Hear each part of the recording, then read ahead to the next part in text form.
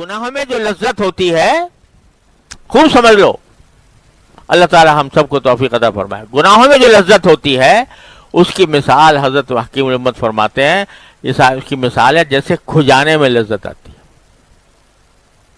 خارش ہو جائے تو کھجانے میں لذت آتی ہے کہ نہیں ہیں؟ یہاں تک کہ لوگوں نے کہہ دیا کہ مزہ یا تو کھاج میں یا راج میں. دو چیزوں میں مزہ ہے، ایک کھاج میں ایک راج میں.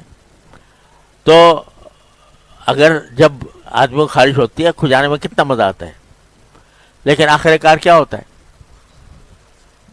زخم ہو جائے گا نہیں.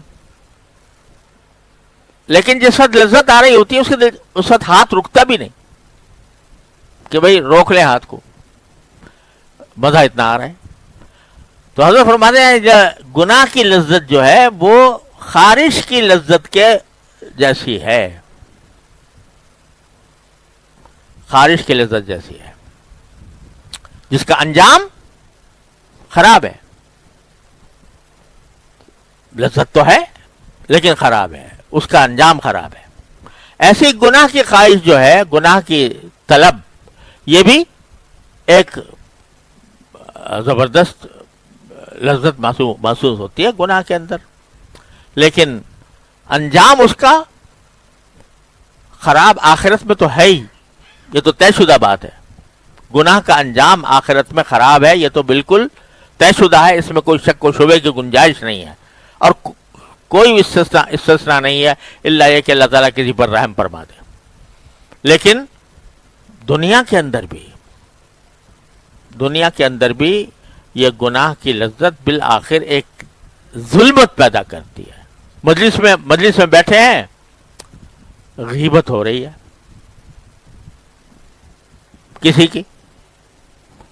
اب غیبت یعنی برائی ہو رہی ہے کہ فلاں میں یہ خرابی ہے، فلاں میں یہ خرابی ہے، فلاں میں یہ خرابی ہے، اس کا مذاق اڑایا جا رہا ہے، اس کی توہین کی جا رہی ہے. اب شیطان نے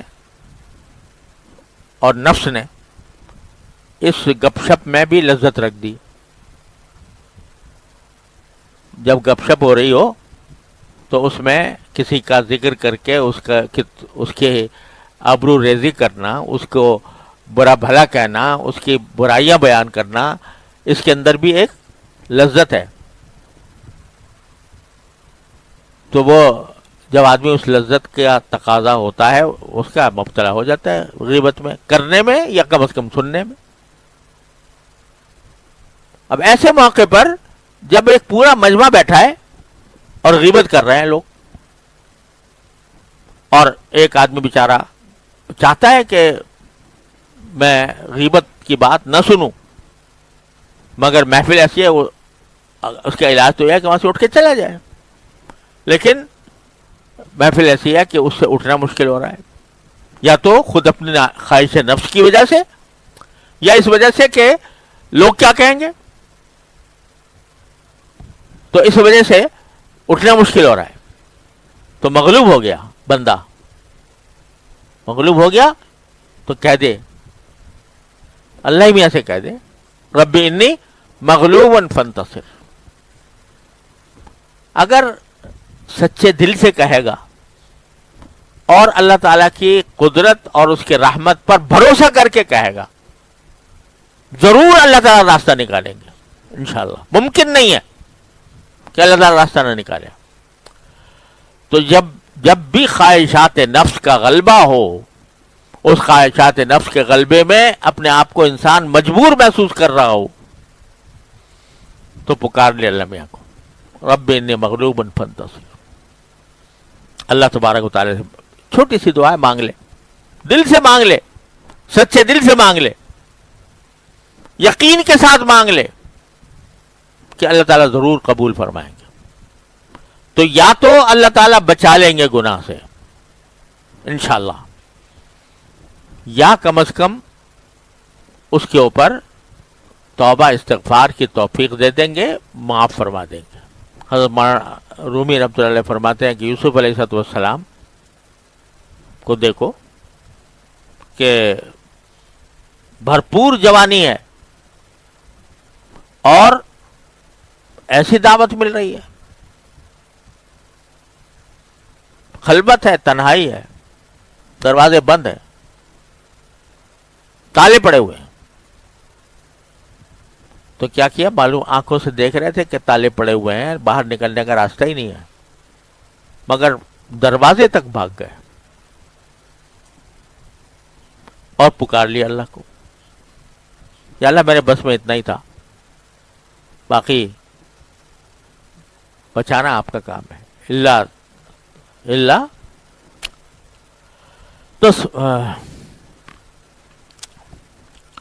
اگر آپ اپنی رحمت سے میری مدد نہیں فرمائیں گے تو اصبو الیہن واکم من الجاہلین، تو میں خود بھی مائل ہو جاؤں گا ان کی طرف اور جاہلوں میں بن جاؤں گا.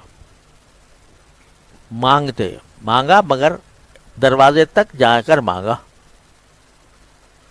تمہارا رومی فرماتے ہیں کہ گرچہ رکھنا نیست عالم را پدید، خیرہ یوسف وار می باید دوید. اگرچہ تمہیں کوئی رکھنا نظر نہیں آ رہا، باہر نکلنے کا راستہ نظر نہیں آ رہا، لیکن کم از کم یوسف کی طرح، یوسف علیہ السلام کی طرح بھاگ تو جاؤ دروازے تک. دیکھو پھر دروازے کون کھولتا ہے.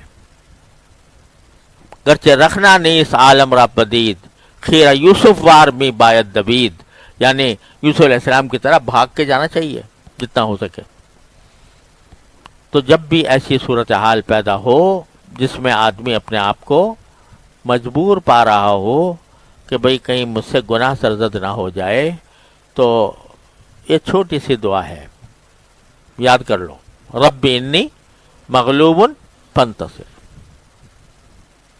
اے میرے پروردگار میں مغلوب ہوں، مجھے مدد فرما میری. تو یہ ہے تو چھوٹی سی 2-3 لفظ کی، لیکن میں کہا کائنات پوشیدہ ہے اس میں کائنات پوشیدہ ہے.